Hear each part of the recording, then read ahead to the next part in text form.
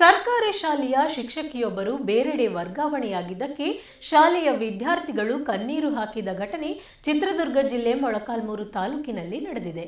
ಮೊಳಕಾಲ್ಮೂರು ತಾಲೂಕಿನ ಬೊಮ್ಮಲಿಂಗನಹಳ್ಳಿ ಗ್ರಾಮದ ಹಿರಿಯ ಪ್ರಾಥಮಿಕ ಶಾಲೆ ಶಿಕ್ಷಕಿ ಜಿಟಿ ಸುಕನ್ಯಾ ಅವರು ಕುರಾಲಕಟ್ಟಿ ಹಳ್ಳಿ ಗ್ರಾಮದ ಶಾಲೆಗೆ ವರ್ಗಾವಣೆಗೊಂಡಿದ್ದು, ಬೀಳ್ಕೊಡುಗೆ ವೇಳೆ ವಿದ್ಯಾರ್ಥಿನಿಯರು ಮೇಡಂ ನಮ್ಮನ್ನ ಬಿಟ್ಟು ಹೋಗಬೇಡಿ ಮೇಡಂ ಎಂದು ಕಣ್ಣೀರು ಹಾಕಿದ್ದಾರೆ.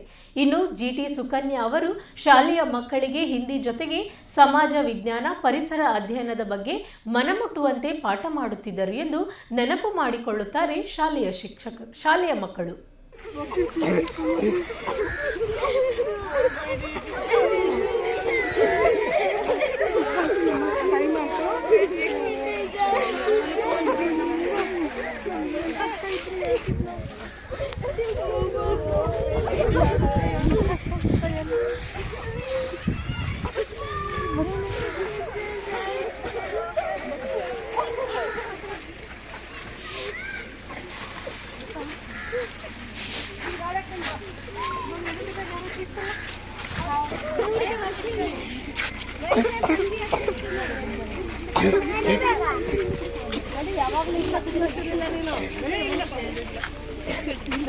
ಜೊತೆ ಕೂತ್ಕೊಳ್ಳೋಣ.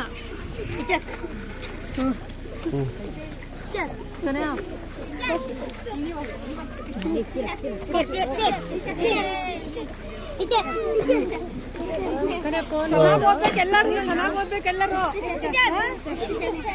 ಎಲ್ಲರೂ ಚೆನ್ನಾಗಿ ಓದ್ಬೇಕು.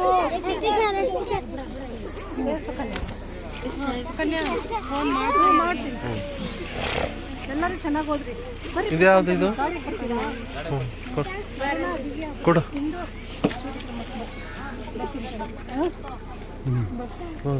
ಪೇಪರ್ ಕೊಡ.